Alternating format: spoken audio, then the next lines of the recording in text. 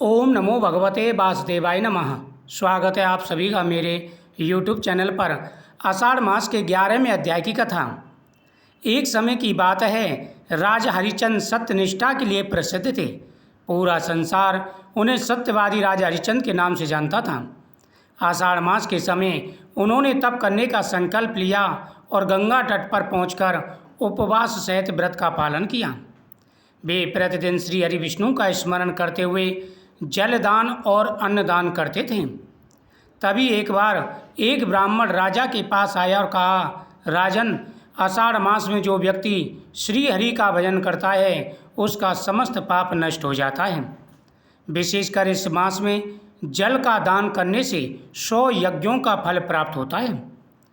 राजा हरिश्चंद्र ने उस दिन से पूरे मास तक गंगा जल से स्नान किया, तुलसी दल अर्पित किया और गरीबों को जल और अन्न का और वस्त्र का दान किया।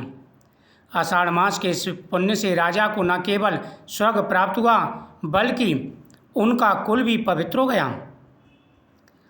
यह मास आत्मा की शुद्धि और भगवान विष्णु की कृपा प्राप्त कराने का सर्वोत्तम समय माना गया है। आषाढ़ मास में भगवान विष्णु योग निद्रा में चले जाते हैं। इसे देवशयनी एकादशी कहा जाता है, जिस दिन भगवान शयन करते हैं। इस मास में व्रत, कथा, दान एवं भक्ति विशेष पुण्यदायक मानी जाती है। जलदान, छायादान, वृक्षारोपण, दीपदान और तुलसी सेवा विशेष फलदायी माने जाते हैं। श्रीमद्भागवत कथा, विष्णु सहस्त्रनाम और गीता का पाठ करने से विशेष पुण्य की प्राप्ति होती है। जीवन में आ रहे सारे कष्ट और परेशानियां दूर हो जाते हैं। सभी को पूरे नियम के साथ में भगवान की पूजा करनी चाहिए। पूर्व काल की बात है, हिमालय पर्वत के समीप एक छोटा सा राज्य था, जिसके राजा का नाम था सुदर्शन। वह धर्मपरायण, दयालु और भक्ति भाव से युक्त था। आषाढ़ मास के प्रारंभ होते ही वह प्रतिवर्ष एक विशेष व्रत करता था, जल व्रत, जिसमें वह केवल जल ग्रहण कर भगवान विष्णु का ध्यान किया करता था। उसका नियम था कि जब भी आषाढ़ मास आता वह जल पी करके रहता था, पूरे दिन सिर्फ जल पीता था और भगवान विष्णु की पूजा किया करता था। एक दिन एक साधु वहाँ आया और बोला, राजन, आषाढ़ मास में जो व्यक्ति तुलसी, जल और घी का दीपदान करता है वह मृत्यु के बाद विष्णु लोक को जाता है। यह आप व्रत रख रहे हैं? राजा ने विनम्रता से पूछा, मैं प्रयास करता हूँ लेकिन मुझे विधि पूरी तरह ज्ञात नहीं है। जब राजा व्रत कर रहे थे तो वहाँ पर एक साधु ने कहा, हे राजन, जलदान और घी का दीपक जलाना, एक तो जलदान करो, दूसरा घी का दीपक भगवान के सामने जलाओ, इससे वैकुंठ लोक की प्राप्ति होती है।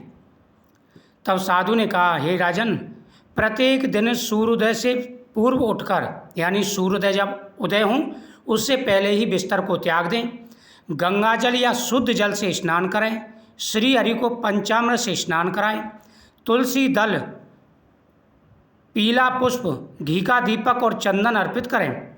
ओम नमो भगवते वासुदेवाय नमः मंत्र का 108 बार जाप करें। इस प्रकार से अगर पूरे नियम से भगवान के सामने यह व्रत किया जाए तो मनोकामना पूरी हो जाती है। हे राजन, जो व्यक्ति आषाढ़ मास में भगवान के सामने दीपक जलाता है वह पवित्र हो जाता है, उसका कुल पवित्र हो जाता है और वैकुंठ का अधिकारी हो जाता है। राजा ने पूरे मास यह व्रत पूरी श्रद्धा से किया। जैसे ही मास पूर्ण हुआ, रात में भगवान विष्णु स्वयं राजा के स्वप्न में प्रकट हुए और बोले, हे सुदर्शन, हे राजन, तूने आषाढ़ मास में जो व्रत किया है उससे तेरे पितरों को स्वर्ग की प्राप्ति हुई है। यानी राजा ने व्रत किया और राजा के व्रत के प्रभाव से उसके पितरों तक को मुक्ति मिल गई, स्वर्ग की प्राप्ति हो गई। तो यह व्रत कितना बड़ा है, यानी आषाढ़ मास के नियम कितने बड़े हैं। तब भगवान विष्णु का ही सुदर्शन, तूने आषाढ़ मास में जो व्रत किया है उससे तेरे पितरों को स्वर्ग की प्राप्ति हुई है, राज्य में सुख शांति आई है और तुझे मोक्ष की प्राप्ति हुई है। आषाढ़ मास में श्री हरि भगवान विष्णु की भक्ति स्वर्ग, शांति और मोक्ष तीनों की प्राप्ति कराती है। व्रत, उपवास, जप, दान और दीपक जलाना विशेष फलदायी माना जाता है। चाहे कोई कितना भी बड़ा निष्ठुर क्यों ना हो, पापी हो, अगर उसे समय रहते ज्ञान हो जाए और वह जलदान और दीपदान करे तो उसके सारे पापों का नाश हो जाता है। गंगा जल का स्नान और तुलसी जल समर्पित करना भगवान को। एक पात्र लें, उसमें जल भरें, उसमें तुलसी डाल करके भगवान को समर्पित करें और साथ ही गंगा जल से स्नान करें। जल में गंगा जल मिला करके स्नान करना चाहिए। एक समय सात्विक भोजन या जल व्रत, एक समय सात्विक भोजन करें या फिर जल व्रत, जल पी करके रहें। अगर जल पी करके ना रह सकें, गर्मियों का मौसम है, तो एक समय सात्विक भोजन करें।